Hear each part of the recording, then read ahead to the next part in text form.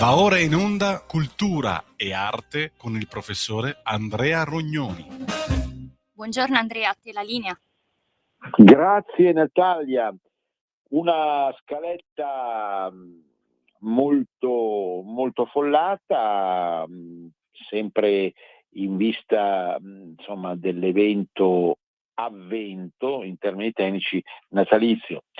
Appunto parliamo dell'avvento, il suo significato, il solstizio. Il solstizio quest'anno si presenta come coniuxio oppositorum. Chiedo scusa dell'uso del latino, ma paradossalmente la cultura popolare si abbina di più con la lingua antica, come suggerisce anche lo stesso ministro, che con quella moderna. I Saturnalia erano la grande festa che veniva celebrata nell'Italia antica, certo soprattutto a sud del Po, questo è vero. Tante volte abbiamo parlato di tanti avvenimenti invece più tipicamente padani, oggi no, ma certo i Saturnalia di fine poi dicembre, inizio gennaio costituivano un appuntamento irrinunciabile per una marea di gente che in qualche modo si sottoponeva al cosiddetto giudizio di Saturno. Vedremo di che cosa si tratta. Uno stralcio dalle riviste e dai rotocalchi, da Grand Hotel, il caveau, in un caveau canadese si ritrova il tesoro degli Asburgo, che in parte ci riguardava ovviamente perché governavano anche sul nostro caro nord. E poi invece dall'ultimo numero di Storia History in versione italiana, Pico della Mirandola, il genio che unificò tutte le regioni delle filosofie, una versione non dico inedita ma più ricca del solito di Pico, che spesso e volentieri viene dipinto come personaggio tipicamente padano nel suo eclettismo e nella sua versatilità. Qui addirittura lo si propone come vero e proprio fondatore di una nuova religione. E poi ancora voglio ricordare Umberto Zanetti, il grande dialettologo ma anche poeta bergamasco, morto inopinatamente 7 anni fa. Ha lasciato un'eredità molto vasta che finora non è stata raccolta, soprattutto come ricchezza di personalità, da nessuno. Poi una nota astronautica, ne dovevo già parlare sabato, ma purtroppo il tempo è stato tiranno e non ho avuto tempo. Da giorni viene citata la presenza nel sistema planetario di Atlas 3I, che sarebbe una meteorite, ma in realtà interpretata da taluno come astronave, quindi con agghiaccianti dubbi riguardanti la presenza di alieni.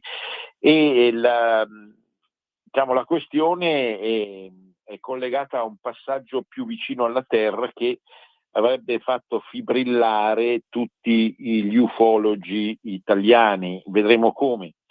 Passiamo alla musica leggera. Per la musica leggera e dintorni, direi anche teatro popolare, un musical si profila all'orizzonte, dovrebbe iniziare il suo corso nell'autunno prossimo, ma cosa succede? Siccome l'ideatore è niente poco di meno che Umberto Tossi e il titolo è molto esplicito, Gloria, uno dei più grandi successi mondiali della musica pop degli ultimi 100 anni, ecco che si sta cercando la ragazza che deve interpretare in questo, ripeto, musical, un musical colossale tipo Air, no? Avete presente? O Aquarius.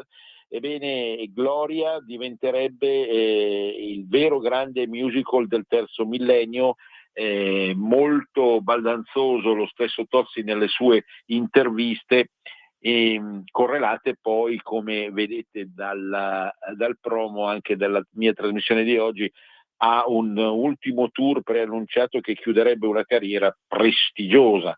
Dall'altra parte si profila un neofita già glorioso come Lucio Corsi, che ha lanciato l'ultima sua produzione ristabilendo in versione davvero molto molto pop un legame con la più tipica delle tradizioni popolari, quella che riguarda appunto il Natale, con la notte di Natale, una canzone che appare tradizionale, ma appunto irrora la vicenda, l'epopea natalizia di una nuova volontà di verificare il senso ultimo dell'appuntamento che ci aspetta.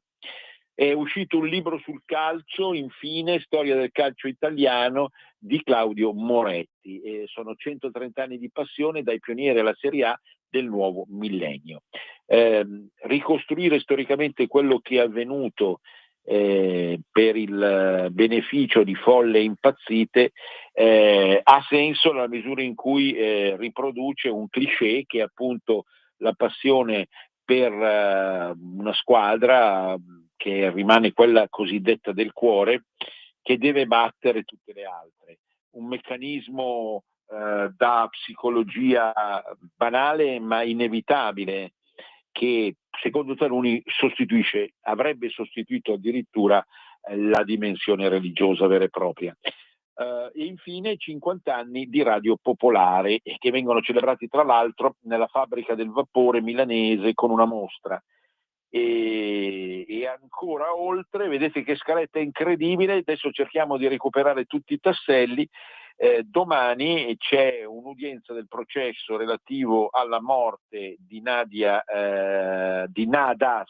Cella, la ragazza che a Chiavari 30 anni fa fu assassinata. Da chi lo si scoprirà domani. Allora, cultura popolare non può che celebrare l'avvento, adventum appunto, ancora una volta in latino direbbero mannaggia chi vuole santificare anche questa festa con una mezza bestemmia. No, lasciamo perdere. Adventum nel senso che si aspetta ciò che deve venire, adventum, da venire. L'avvento è uno degli appuntamenti calendariali più specificatamente cristiani, nel senso che non è tanto nel Natale, l'avrete notato tutti, ma val bene ricordarlo, non è tanto quel giorno lì, quanto aspettare quel giorno lì, cioè aspettare la nascita, i bambini che aspettano i doni.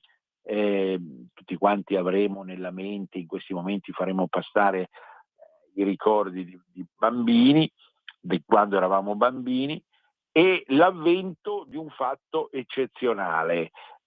Chiaro che poi la filosofia a base illuministica degli ultimi 200 anni, il caso e la necessità, come avrebbe detto il biologo Monod, più brutalmente un materialismo che non accetta più il minimo riferimento alla spiritualità, parla di presa per i fondelli, parla di abile costruzioni a fini di marketing, parla di cialtroneria diciamo attraverso i riti e i miti che caratterizzano il cristianesimo.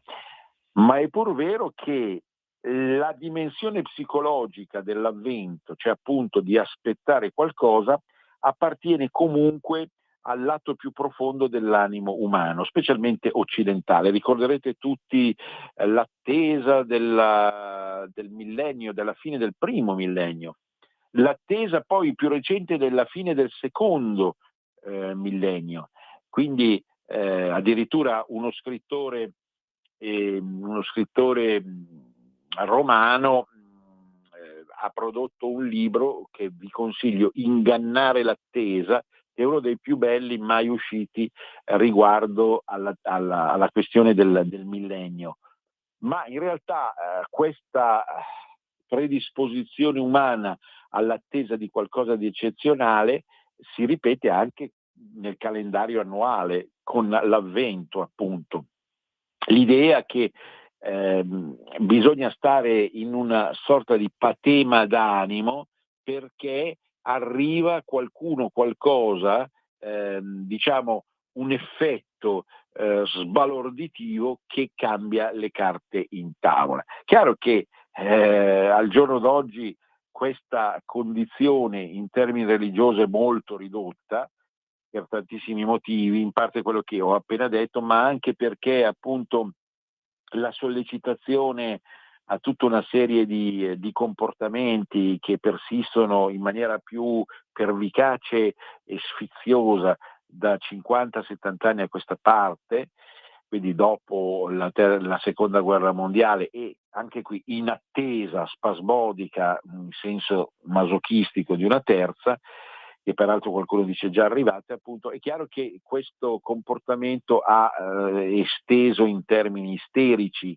questa dimensione del Natale, che poi spesso e volentieri si riduce in una abbuffata, in una gran buffa. Sotto questo punto di vista il cinema, e lo sa benissimo Vincent quello che vi sto per dire, il cinema non fa che come dire, rappresentare una situazione paradossale, appunto, quello che dovrebbe essere l'arrivo del massimo della spiritualità si traduce nel massimo della materialità, a sfondo perfino sessuale. Sarebbe pensare a un certo tipo di abbigliamento correlato anche al Capodanno, ma già presente in versione natalizia, seppur così in una chiave più goliardica. Ecco, oltretutto quest'anno c'è un solstizio particolare, il solstizio d'inverno, cioè quindi quel passaggio fra la stagione autunnale e la stagione invernale che avviene tra il 21 e il 23 dicembre, ecco, quella che abbiamo già citato altre volte, essere appunto il momento reale, non è Santa Lucia come vi dicevo l'altro giorno, ma poi è proprio veramente questo passaggio a incarnare la notte più lunga che ci sia, perché dopo inizia la luce, inizia l'aumento della luce. Ecco, oltretutto vi dicevo, quest'anno assistiamo, io non voglio dar troppa ragione al ministro Valditara, alla coniunctio oppositorum. Ma che cacchio è la coniunctio oppositorum? Dai, parlate come mangiate, dice qualcuno, ma sì, certo, è la congiunzione fra i due opposti, fra il Sole e la Luna, che va a verificarsi in una casa nel segno del Capricorno e che assume quindi appunto una tonalità più saturnina del solito, direbbero gli astrologi. Naturalmente sapete che rispettiamo questa disciplina a patto che non venga prostituita a facili previsioni, che noi non faremo naturalmente, però l'aria che tira in effetti è quella di una progressiva presa di coscienza di aspetti saturnini, quindi insomma di maggiore serietà, di maggiore profondità rispetto, diciamo, a più superficiali beatifiche posizioni rispetto al mondo. Ma questo potrebbe anche effettivamente significare, la butto lì naturalmente, la volontà reale di riuscire a chiudere con una guerra, per esempio, deleteria sotto tutti i punti di vista. Quindi, recuperando quelli che erano i principi dei saturnalisti, perché le Saturnali erano quelle feste appunto di fine anno dove si celebrava paradossalmente non la morte che è tipica invece di inizio novembre, ma un atteggiamento più responsabile e pesante del solito, appunto, correlato ovviamente all'inverno, a feste, abitudini, comportamenti, ma anche doveri che caratterizzano la cosiddetta brutta stagione. I Saturnalia, specialmente a Roma, duravano tantissimi giorni, nella misura in cui ovviamente c'era la volontà di portare avanti una rivincita collettiva, anche se vogliamo rispetto all'estate, a tutti quei superficialotti che celebrano la primavera e l'estate come gioia di vivere e simiglia. Uno sguardo alle riviste adesso, vi dicevo appunto Grand Hotel è ancora presente, nonostante i social e nonostante tutte le trasmissioni estremamente pop da rotocalco che ci sono sui media, ma Grand Hotel, che si è distinto da moltissimi anni, soprattutto per i fotoromanzi, in realtà parla anche di argomenti di attualità. E a parte la copertina del penultimo Grand Hotel, questo perché è già uscito quello nuovo, è un settimanale che riproduce Morandi, oramai 81enne, oramai si fa per dire, ma sempre eterno ragazzo, con la sua sposa,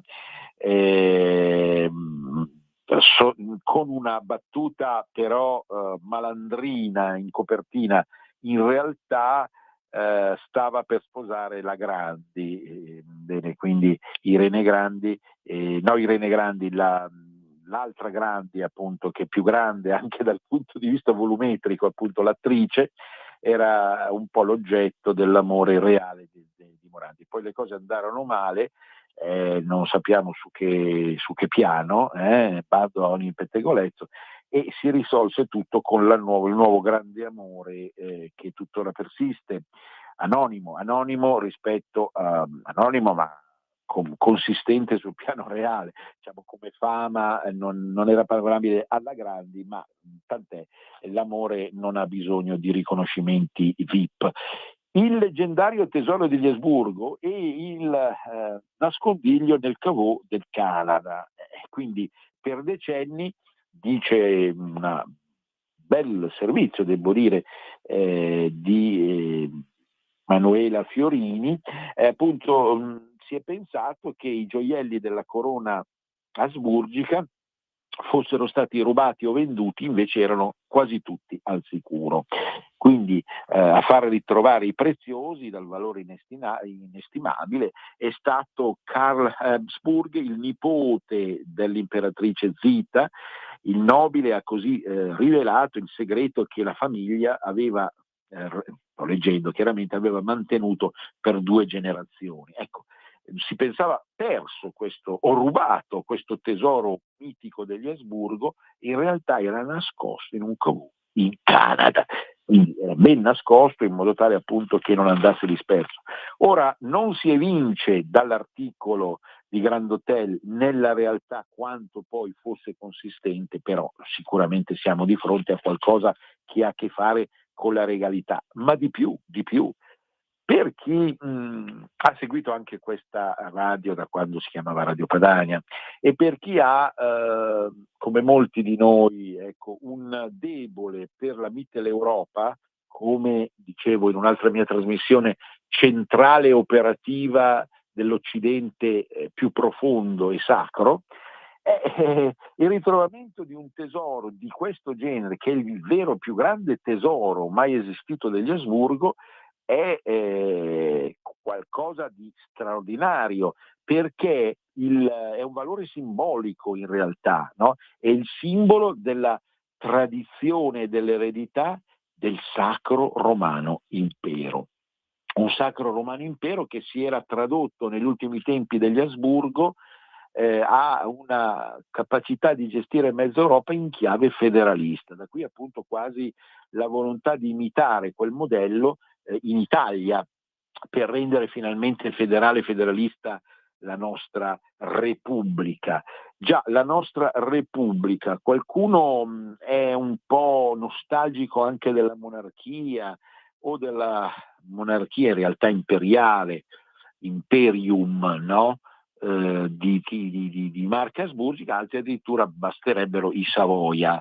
Ecco, basterebbero i Savoia. Noi abbiamo l'impressione che se oggi come oggi l'ultimo rappresentante dei Savoia si proponesse in chiave politica, otterrebbe l'1,5%. Ma perché? Ma perché evidentemente, diciamo così, la disaffezione progressiva alla monarchia e tantomeno all'impero è tale da renderci insensibili a quei valori e quelle realtà. Ma io stesso in tempi non sospetti e storici, quando ancora i Savoia non erano tornati, avevo lanciato strali contro una dinastia che si era comportata tanto male anche per l'Italia stessa, i Savoia, ma certo qualcuno potrebbe dire, alla luce di quello che noi abbiamo visto negli ultimi anni della Repubblica, al di là della querela federale o meno, forse certi comportamenti, soprattutto degli Asburgo, ma perfino dei Savoia, sarebbero da accettare, sarebbero in qualche modo accettabili, ma non prendetela come un ammiccamento a cambiamenti di Stato, anche se ancora lo ricordo, un giornalista della levatura di Romano Bracalini ci ha dimostrato in un libro che quello che spendiamo per il Quirinale, e con tutto quello che trascina dietro, è maggiore di quello che viene speso in certe monarchie affermate d'Europa e del mondo. Ma lasciamo perdere, come si suol dire. L'altra rivista invece che voglio tirare in ballo, ve l'avevo già citata e ve la raccomando sempre, veramente il mensile che va oltre la solita storia, è History Italia, BBC Italia, che vede protagonisti in redazione, in scrittura, Elena Percivaldi, già collaboratrice di questa radio, e poi suo marito Galloni, che comunque così danno un taglio molto al tempo stesso serio ma innovativo e stuzzicante. Penso per esempio a un articolo che di firma di Maddalena Freddi, incorporato nell'ultimo numero che trovate ancora in edicola, tra l'altro sulla copertina la Russia imperiale, a proposito di imperio, fiera e insaziabile, fin dai più remoti inizi, quando aveva intorno a sé spazi infiniti e minacce continue, Mosca ha avuto l'ossessione di allargare i suoi confini. Quindi è stata la politica di tutti gli zar ed è tuttora quella di Vladimir Putin. Ma ovviamente, come al solito, in questa rivista non ci sono delle prese di posizioni politiche, naturalmente, e siamo convinti che nel prossimo numero si parlerà anche di certi vizietti ucraini, perché no?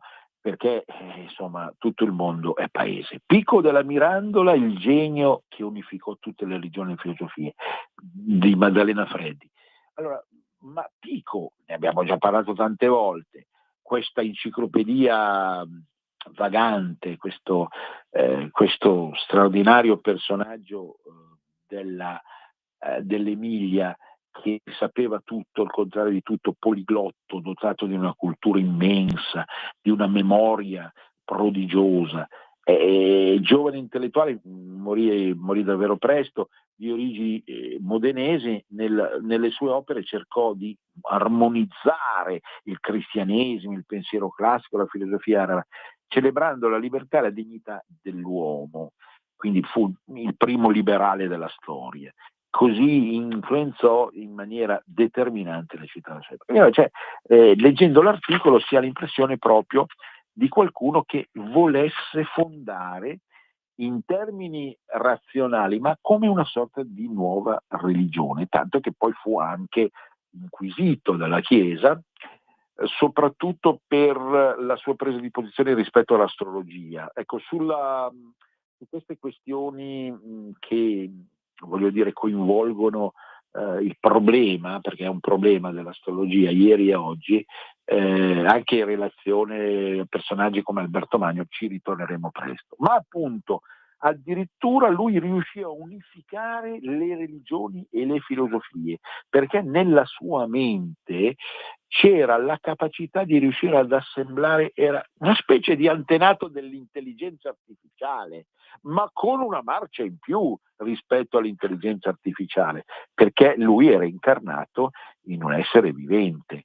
E quindi tutto quello che riguarda Pico, e soprattutto il mistero della sua morte, come in una nota si proclama all'interno sempre della rivista History, quindi è qualcosa di straordinario, di qualcosa che si ripropone ancora proprio in relazione sia all'intelligenza artificiale sia a come rivedere tutte le filosofie possibili e decantarle da aspetti troppo faziosi che sono al limite della religione, e quindi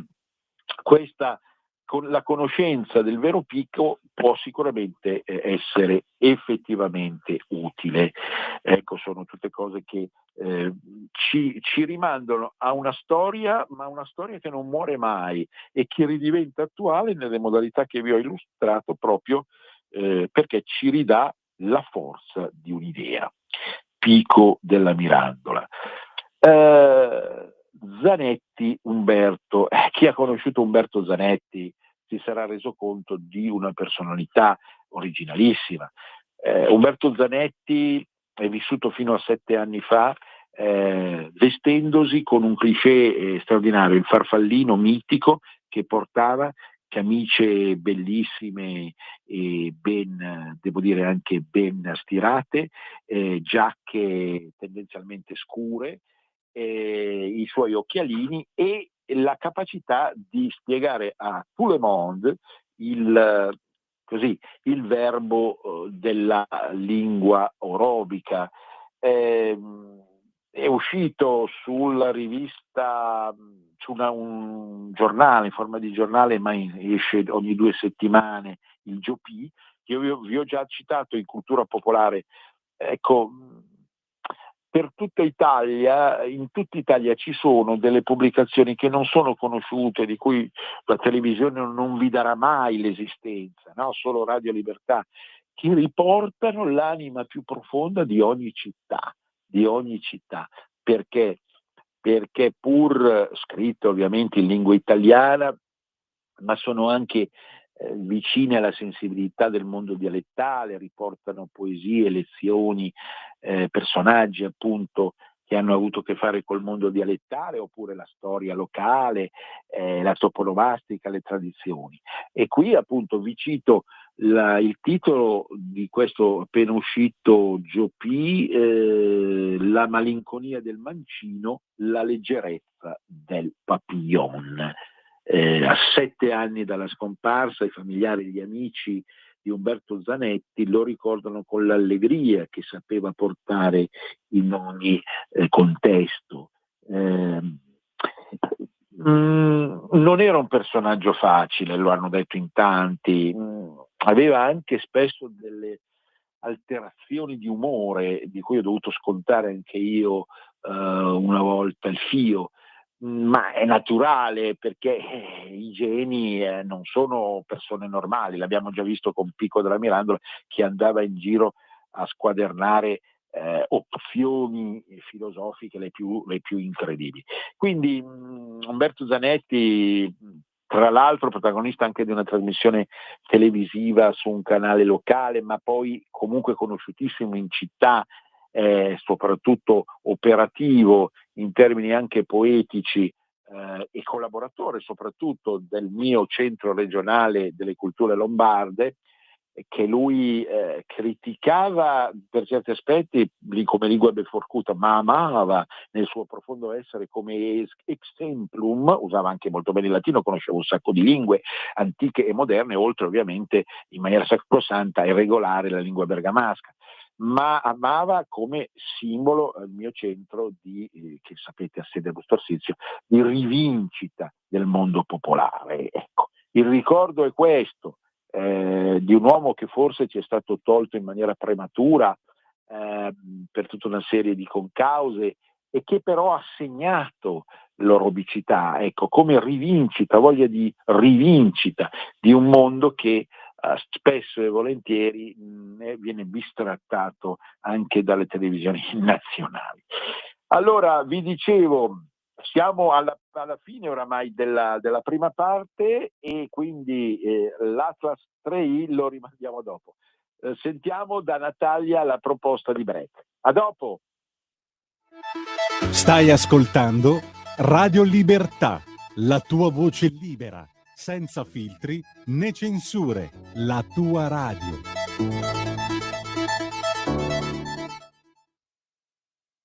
Ain't that Ascolta i tuoi programmi preferiti, le notizie, la musica che ami e non solo. Con l'app di Radio Libertà puoi interagire con i conduttori, anche quando sei in movimento. Non aspettare, cerca Radio Libertà nello store del tuo smartphone o tablet e scarica l'app gratuitamente. Radio Libertà, tutta la radio con te.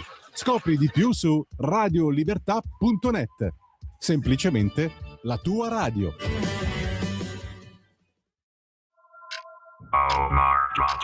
In Europa e in tutto l'Occidente la libertà di espressione è in pericolo, minacciata dal politicamente corretto. Ecco perché servono spazi in cui coltivare ancora il pensiero critico. Martedì e giovedì, dalle 13 alle 14, su Radio Libertà va in onda La Cittadella. Entrate nella fortezza del pensiero libero con Matt Kerus, Massimo Salvati e Francesco Borgonovo. Radio Libertà.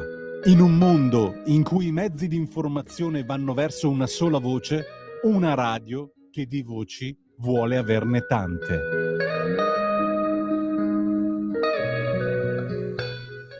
Di nuovo a te la linea, Andrea. Ecco, a proposito di voci tante e diverse, da queste onde è passata anche per un certo periodo una trasmissione dedicata all'ufologia. Argomento spinoso, è ovvio che si presta forse più della stessa astrologia ad una serie di critiche, di perplessità, appunto l'idea appunto che esistano delle centrali operative dell'ufologia mondiali, quindi che appartengono al peggior mondialismo, che siano in grado di confezionare delle fake news clamorose. Una di queste è proprio quella relativa ad Atlas 3i. Chi frequenta i social, almeno un pochino, sa che negli ultimi 2 mesi, soprattutto su TikTok, si è parlato tantissimo di Atlas 3i. Ma di che cosa si tratta? Si tratta di un meteorite che qualcuno, quindi di una meteora vagante nel cielo, quindi di un corpo celeste non animato da realtà viventi, che in realtà qualcuno però ha interpretato come presenza di alieni in una sorta di astronave. Non è facile spiegare.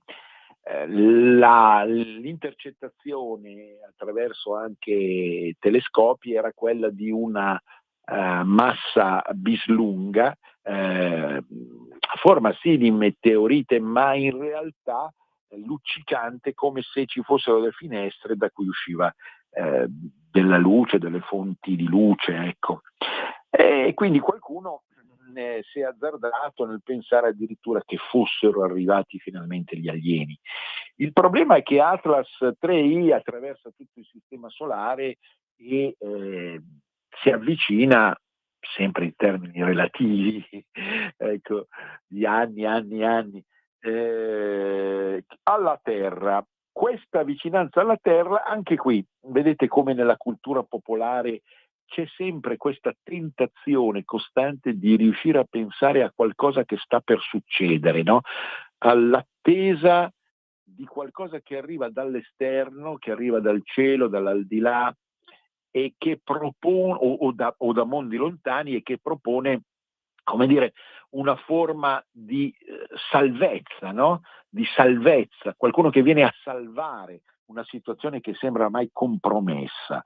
E quindi Atlas 3i sarebbe il segno, perlomeno, anche se ovviamente nessuno ha pensato che sbarcassero costoro gli alieni provenienti poi da chissà quale galassia e da chissà quale mondo e da chissà da quale tempo parallelo o reale, perché voi sapete che più ci si allontana dalla Terra, più dobbiamo tornare indietro, perché quello che noi riusciamo a vedere, questo è acclarato dagli astronomi, dagli scienziati, quello che riusciamo a vedere in realtà avviene tantissimi secoli fa, a volte millenni e a volte ancora di più. E allora, ecco, comunque è un segnale che qualcosa sta cambiando. Ecco, quindi questo aspetto anche nella versione più italiana, che è quella del fremito nei confronti di quello che può effettivamente cambiare. Siamo la nazione, la diversità dei suoi popoli che la compongono, che è più incline ai cambiamenti, ai mutamenti continui, alla sperimentazione, ovviamente per tutto in senso politico, ma anche poi che riguarda la scienza, la cultura, le tradizioni, fate voi. Ed è bello, bello nella sua follia che sia così. Quindi, per finire questa nessuno sbarcherà domani mattina da Marte o tantomeno da un'altra realtà lontanissima, ma intanto appunto questa sensazione, no?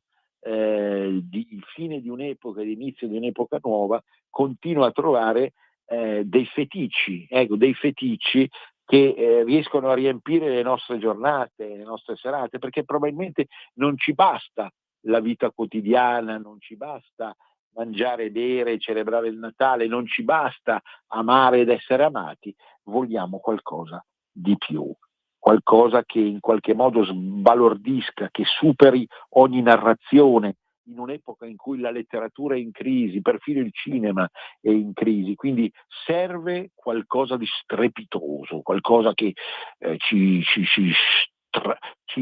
stravolge completamente, ci dà la sensazione appunto di essere entrati in una dimensione che non conoscevamo in maniera assoluta. Ecco, un po' questo è lo spirito. Entriamo invece adesso nella musica pop, musica leggera e dintorni. È lo spirito con cui Umberto Tozzi si appresta a vedere realizzato uno dei suoi meravigliosi sogni.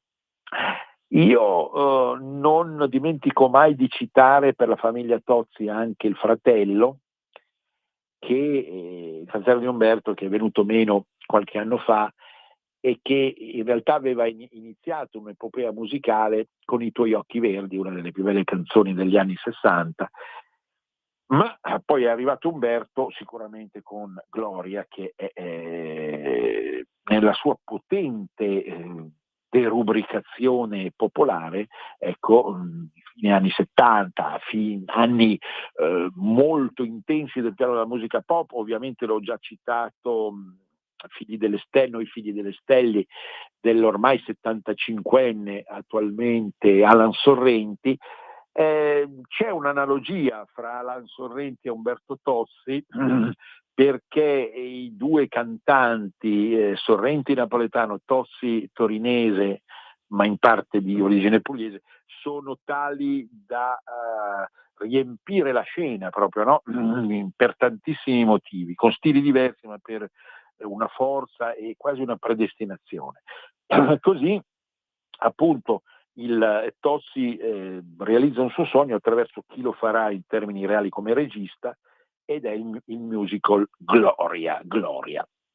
Certo, a tutti viene in mente subito la possibilità di realizzare un grandioso musical proprio per la potenza della canzone, appunto.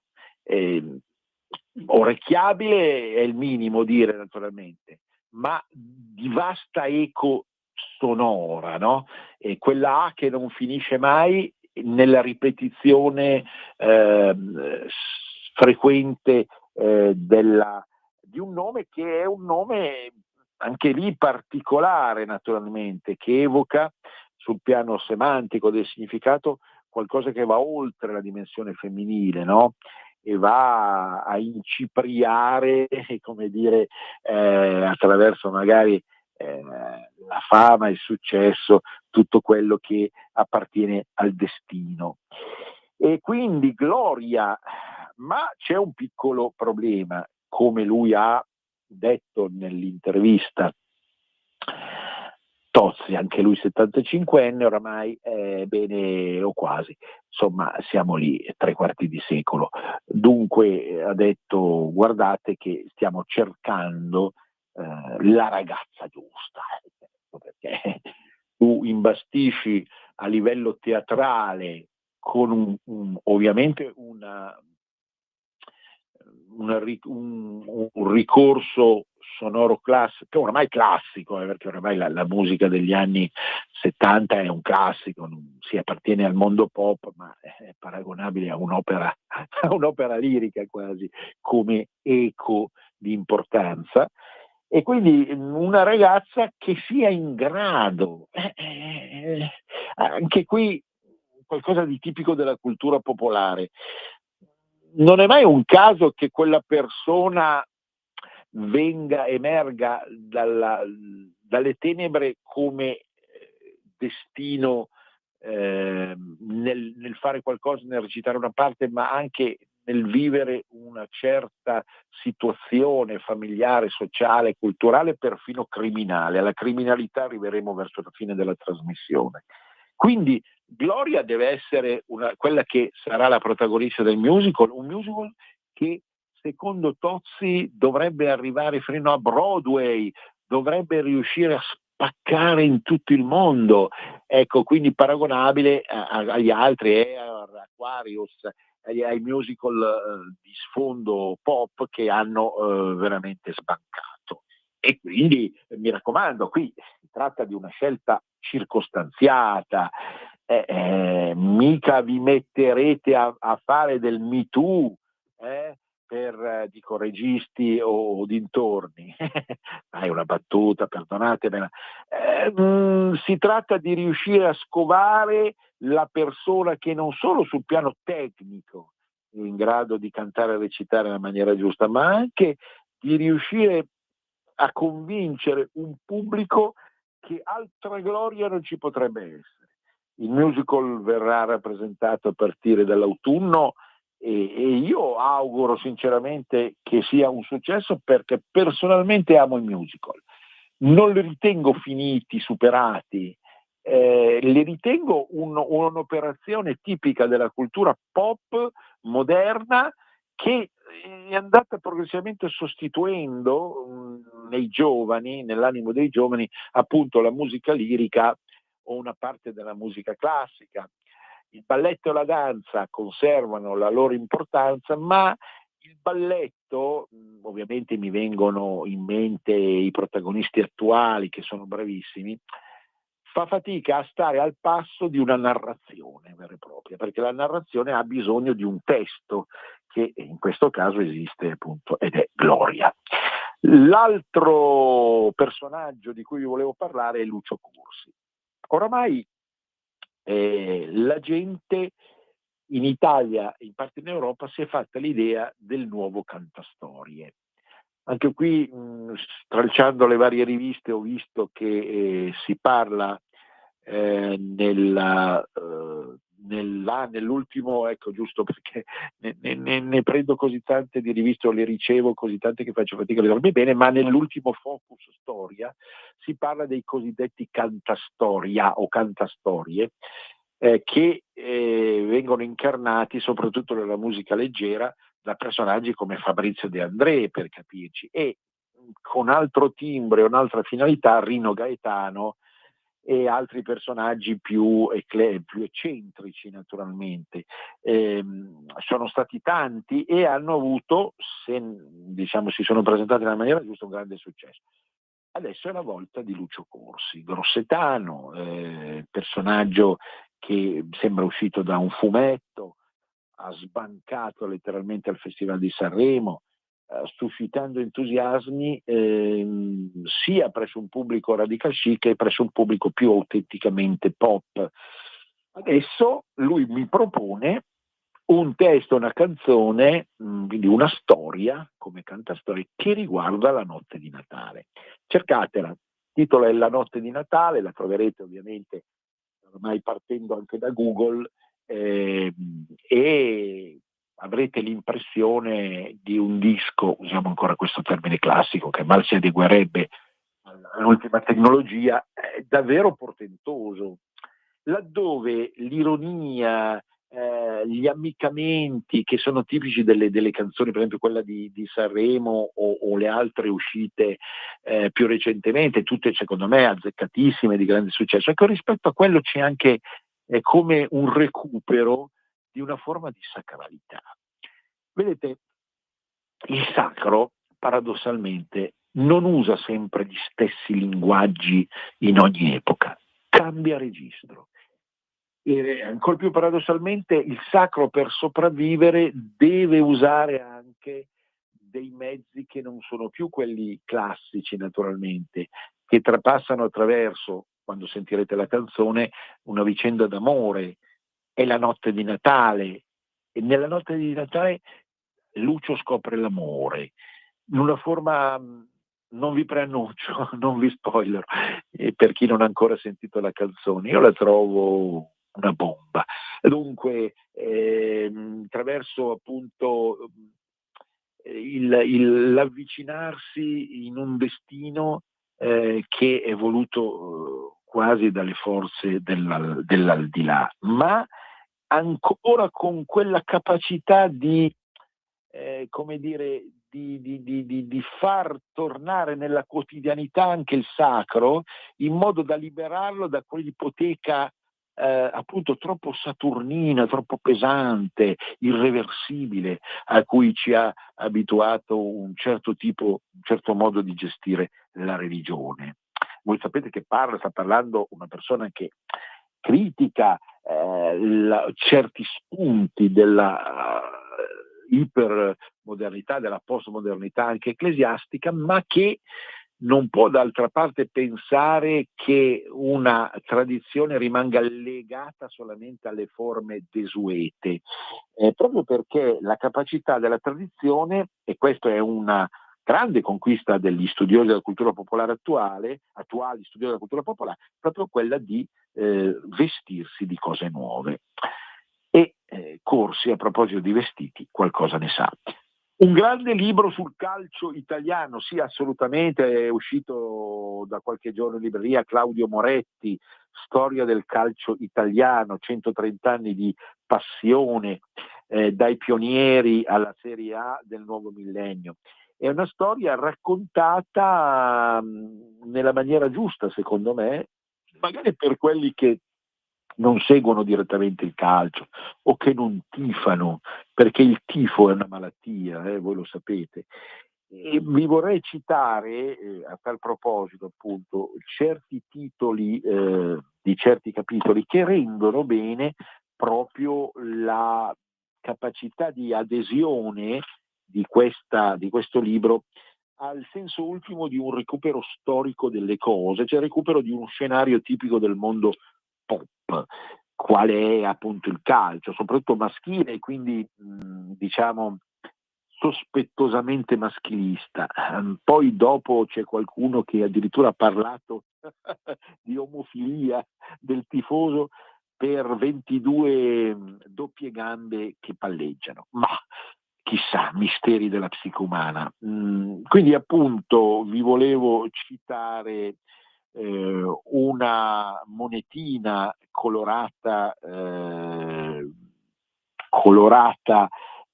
di azzurro, Pablito e l'età dell'oro, ricorderete tutti gli anni 70-80 con Paolo Rossi, il Milan del Cavaliere. Io mi fermo agli ultimi 30-40 anni perché non voglio esacerbare gli animi, ma c'è della bella roba che viene descritta nel libro anche precedente. La Samp vittoriosa dei gemelli, il rilancio dell'Italia attraverso Baggio e Lippi, Capello il Milan, Baggio e Lippi l'Italia, ancora il triplete dell'Inter. Vi ho sempre detto, non me ne frega niente. Ad Andrea Rognoni non frega niente che vinca l'Inter, il Milan, la Juve. Mi sono più simpatiche le squadre minori, assolutamente. Adoravo da bambino vedere se la Scafatese era riuscita a battere la Casertana in Serie D, ma non perché mi interessa quella roba lì, ma per misurare, come spesso accade anche per altri argomenti, l'eco popolare, a tratti campanilistico e comunque capace di riattizzare quei tizzoni ardenti dell'animo umano che credono ancora in una forma di identità. E in questo libro, vi assicuro, di identità se ne parla moltissimo, no? anche quando si critica, ed è bello farlo da parte del Moretti, giusto farlo da parte del Moretti, la calciopoli, quindi le scommesse che hanno rovinato il calcio, al di là, in certe pagine lo subodorerete, di un sospetto doping che mai nessuno ha sbugiardato come invece è stato sbugiardato nel mondo ciclistico, ma anche qui insomma chiniamoci di fronte ai poteri di un certo mondialismo che si dice ha rovinato il calcio, perché ha distrutto proprio quella voglia di gridare l'identità che era il tifo per le squadre non nazionali ma le squadre locali, che in tutto il mondo prosperano nonostante tutto, nonostante le difficoltà economiche, eccetera. Mi avvio alla conclusione con gli ultimi due argomenti. I 50 anni, quindi Claudio Moretti, Storia del calcio italiano, Newton Compton Editori, per chi fosse interessato, euro 14,90. Dunque, i 50 anni di Radio Popolare. Ho già detto in altre occasioni, non è che noi qui dobbiamo a Radio Libertà, che risulta ormai fra le più seguite in Italia, dunque noi non dobbiamo qui stare zitti per omertà sulle altre radio, non parlarne o parlarne male. Il mondo della radiofonia è un mondo meraviglioso, è un mondo tipicamente pop, lo ripeto, laddove evidentemente il gusto popolare dello stare a sentire e al limite anche, perché no, come ricaduta dello spettacolare, ma soprattutto dello stare a sentire quello che dice, quello che dicono gli altri, ovviamente come fa Radio Libertà, intervenendo, con la possibilità di intervenire, e devo dire che proprio Radio Popolare fu la prima ad aprire i microfoni con la trasmissione in microfono aperto. Vogliamo vedere le luci, questa ne è una, sono 50 anni, Radio Popolare è una radio di sinistra, qualcuno dice di estrema sinistra, inutile nasconderlo, molto lontana come sensibilità dalla nostra, però appunto fu la prima a lanciare il microfono aperto e nel momento in cui io l'ascolto, come ascolto tutte le radio e non mi vergogno di ascoltarle, proprio perché sono immerso un po' come Sammy nella radiofonia come materia prima, come bagno quotidiano, e ne vedo anche aspetti non da buttare via, sento degli accenti chiari e forti, bravissimi interpreti come conduttori, trasmissioni che sono anche in grado di far ridere, trasmissioni invece che diventano acide quando appunto si lanciano contro un tipo di capitalismo che non esiste più.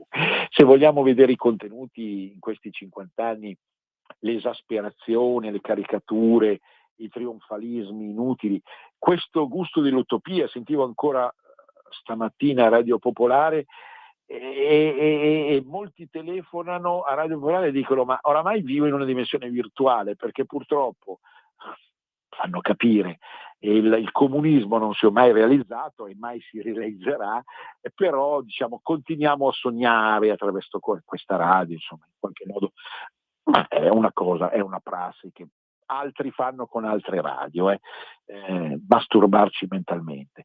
Ecco, detto questo, quindi chiaro, ci sono state delle cadute, soprattutto negli ultimi 20 anni, la Radio Popolare dal 75 al 2000 è forse la radio migliore, con protagonisti storici di cui adesso non faccio nomi perché sono molto conosciuti, che hanno dettato il ritmo e hanno così scelto anche le soluzioni migliori. Penso per esempio a trasmissioni dedicate a narrazioni brevi, come racconti, a riflessioni, a capacità comunque di intrattenere con la parola, non con la musica, perché noi siamo quelli delle radio non musicali, nella misura in cui rispettiamo anche la radio musicale se ci trasmette della buona musica e non facciamo nomi o testate. Però ecco, tutto questo in 50 anni è accettabile.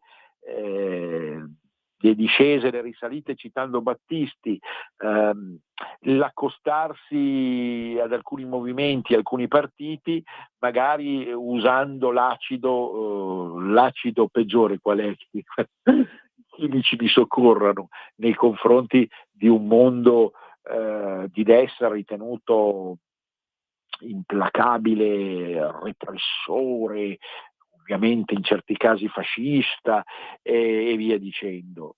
Però, come in tutte le cose, noi dobbiamo vedere il bello e non il brutto, dobbiamo accettare e dobbiamo capire. L'occasione giusta è quella della mostra La fabbrica del vapore. Siamo davvero in conclusione. La fabbrica del vapore, alla fabbrica del vapore, a una bella mostra dedicata ai 50 anni di Radio Pop, come dicono loro. Infine Nadacella. Domani si saprà se, non faccio nomi, la nuova presunta assassina di Nadacella, assassina quel giorno che fu il 6 maggio del 96, ma ci ritorneremo poi in occasione dei 30 anni esatti, è stata veramente individuata. Questo personaggio c'è stato sempre nel cuore, forse più di Iara, di cui giustamente il condirettore parlava oggi, assieme al suo ospite, insieme ad altri personaggi femminili. Questa Nada che parte dal suo paesino dell'Appennino, scende giù per prestare servizio ad un commercialista che lui non accetta, che lei non accetta come corteggiatore, ma questo è un altro aspetto della questione. Non mi interessa anche qui la questione tecnica, ma l'impatto pop di tutta questa faccenda, perché per troppo tempo Nada non ha avuto giustizia. Quindi chiudo: Nada deve avere giustizia. Nadacella è stata assassinata arbitrariamente quella mattina del 6 maggio del 96, che venga fuori finalmente domani l'identità di chi l'ha barbaramente uccisa. Dia giustizia a una vecchia madre, che si ricrei nella cultura popolare il senso di giustizia, no? Mi viene in mente Renzo dei Promessi Sposi. Sui Promessi Sposi ci torniamo a inizio anno, dopo le vacanze, no? C'è la giustizia, finalmente, no? Ecco, veramente, chiudo qui. Grande abbraccio a tutti, Venezia risorga Venezia, per sempre, risentirci. Avete ascoltato